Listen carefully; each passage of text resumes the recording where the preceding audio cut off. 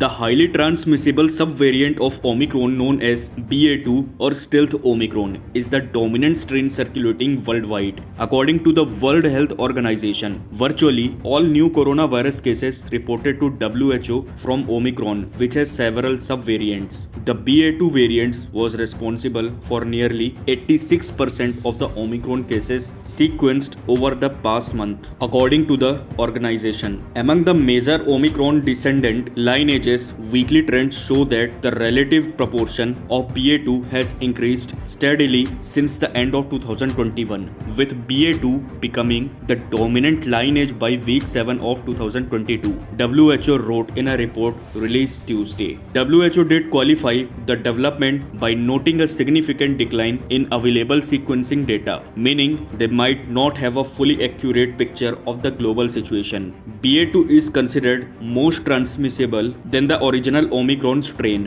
which was already very contagious to begin with. However, it does not appear to cause more severe cases of COVID-19 or evade vaccines better than the original Omicron strain. BA2 has been blamed for coronavirus surges in several European countries in recent weeks. WHO reported that it was the second consecutive week that new coronavirus cases increased globally, though reported deaths are continuing to decline. In the US, the subvariant was responsible for nearly 35% of new infections last week, but in areas like the Northeast, it's responsible for more than half of new cases, according to estimates from the Centers of Disease Control and Prevention. While nationwide coronavirus infections are down, CDC Director Rochelle Walensky said Wednesday that New York and New York City, where BA2 is the dominant variant, have seen small increases in infections. This small increase in cases in the Northeast is something that we are closely watching as we look for any indication of an increase in severe disease from COVID-19 and track